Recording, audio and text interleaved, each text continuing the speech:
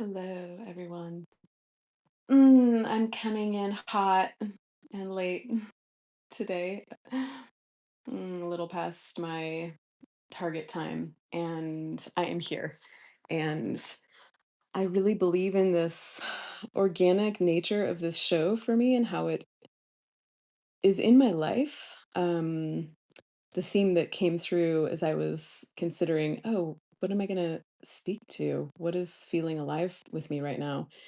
And it was this idea of joy and how essential it is for us to understand what brings us this feeling of true, like, heart happiness and joy, and following this, like, deep desire of the heart.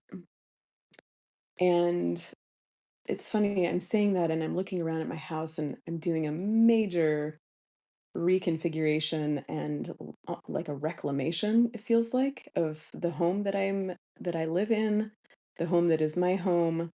I've been here for almost 5 years, and it's kind of in disarray right now. And there's also this crazy feeling of joy that is coming with the experience, which is actually a lot of work. Um, it's sort of creating havoc around my space, visually, and also just like time. There's a lot of time that's going into making it happen. And I also am so happy doing it. It feels so mm, purposeful to create, even in creating through cleaning and reconfiguring furniture and moving things around. There's this joyful, creative quality to it that, yeah, just really works for me. And um, I was out on a run this morning and I was thinking about the essential quality of fitness. Well, the essential aspect of taking care of ourselves, right? To baseline feel good. This is fundamental. We have to take care of our body. We don't feel as good when we don't take care of our body. This is just a fact of being a living organism. It's like a plant that doesn't have the right nutrients, it's going to not be as thriving. The same goes for the Homo sapien. When we don't have the right nutrients, sleep, the right kinds of foods, the right kind of movement for our body, or sufficient movement of all of these things, sufficient sleep, sufficient rest, um, it's felt. We can feel the difference in the quality of experience that we're having inside of our own body. So the onus is on us to be responsible for that. So meeting all of those things, and let's talk specifically about moving the body. Um, I was thinking about a friend of mine and how she was like, I'm choosing things that make me happy. And I think that's so essential. And you hear this with food, how to recreate the perspective, how to redefine a new perspective related to foods that are good for your body that feels like a reward instead of having something removed and taken away, which feels like a punishment, which feels not joyous. So how to reframe and be and find out, like, ooh, maybe this date with peanut butter on it has like this delicious, joyous experience associated with it. And my body enjoys it too. My body is not having a response to it that's like, oh, the sugar tastes good in my mouth, but actually it's not good for me. Actually, it's not like serving this like higher state of thriving. Um, so that's rolling through me right now. And I want to show you the bird that I've been painting. The last time I was on here, I said I was going to be shifting this bedroom in my home, and I've been working on that. And I have painted a bird. Sorry for bumping the camera. And I want to show it to you because it's been such a fun experience. And it's not done, but it's there. It's there in this space, in this room that I'm reclaiming. And I got inspired by a book that I showed the last time I was here, which is right down there. And there's such joy in that for me. And making time for these ways that we can be in joy is really essential. Um, Life is busy. How do we do that? We choose. We choose and we prioritize. And I know it sounds really easy just saying that, and we all know that it's not. And we have busy lives, and that's part of what the imbalance for most of humanity is right now, is that we feel this compression in how in the time available to us, which I'm doing, air quotes, but it is real. There's legitimate constraint around many things, and the time that we inject to work, the time that gets injected to sleep, the time that gets injected just to taking a shower, brushing our teeth, all of these basic things that feel immovable. And And so I guess the invitation that I'm thinking of right now is simply to um, choose little moments where there can be this essence of joy mixed in with all of that. And I remember a friend of mine, she's got two kids, I've got one kid.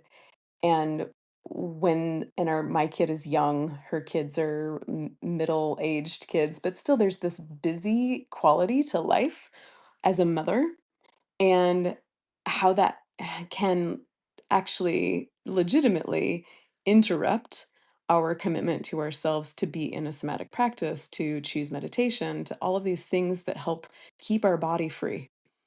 And she and I have talked a number of times over the years about, okay, well, maybe we're not able to like sit down and have our 2 hour window in the morning, but how can we fold in 2 minutes into a random part of the day? How can we fold in? How can we invite in? How can we choose 3 minutes right now to stretch or to just be still and take the eyes around and look at the trees or the clouds.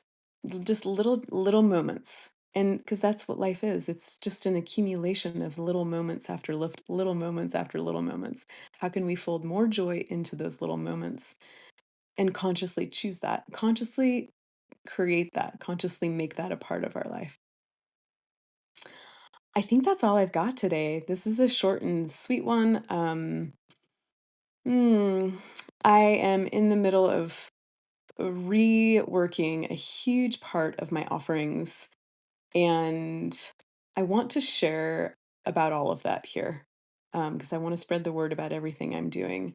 And I'm right now I'm trying to understand about an offering that I'd like to create that's going to be specifically for women. But as some of you might know, I also work with men, and I am a certified men's sexuality coach. I am masculine integration. I am also a certified tantric sexuality, tantric intimacy coach, as well as my deep kind of foundational coaching training, which is really about women's sexuality and women's empowerment. And right now, I'd like to focus on working with women, at least to have my primary offerings be focused on working with women. And in that regard, there's something that I'm dearly, that is really important to me, that is incredibly important to me, which is all of us developing a literacy with authentic relating skills. How to be in more um, how to be in a more empowered, sovereign place in the way that we engage with each other. A more conscious place, a place that feels more powerful instead of victim, instead of, I'm not a fan of that word, but instead of like powerless. And I want to focus this specifically on women for now. I'm likely, my vision is forming this 6 to 8 week cohort for the fall, And there would likely be some sort of additional augmentation of medicine at the beginning and the end of the experience, in a very safe, certified, professional way. And we would specifically be focusing on how to integrate these skills that support us to having more successful relating with the humans in our lives, with the people in our lives. So that's my focus. Part two is going to be this. Part two is going to be how do we, I'm looking at my hair, how do we as women, and this of course affects everyone, but I'm living this life as a woman from a woman's experience, so I'm speaking specifically to my experience now, and my audience would be the same, which is how do we how do we cultivate this experience of enoughness in ourselves when we're surrounded by and inundated by messages constantly that tell us that we have to look a certain way to feel enough in ourselves. And I have been consciously working with this interface for, I mean, decades, I would say, and especially in the last 4, 5 years, and claiming my gray hair and claiming these little wrinkles between my eyebrows and claiming the other parts of my body that I have wanted to change over my life because there's this message that is so untrue that says that we need to look a certain way, XYZ, in order to be enough. And and so there's this for me it's like body part love, body part unlove to body part love, and supporting women in really facing the self-hatred, facing the despise, facing the unacceptance that we've all felt inside of ourselves, and feeling it because we can't resist. If we resist it, it just stays there. So allowing those feelings to actually come to the surface, feeling them, weeping with them, grieving them, understanding how they've created this internal fragmentation. And in that, there's integration, and in that, there's liberation. So that is also a part of my what's to come. I hope this is helpful in some way for you. My name is Liz. I am a human integration coach broadly, also a conscious power exchange facilitator. And I am primarily based in Bend, Oregon, but I also travel to Seattle, Washington on a regular basis and intend to travel more with the work that I do because that's a part of my life vision and what brings me joy. I hope this is helpful. I'm sending love out to you, out to the world today, and see you next time.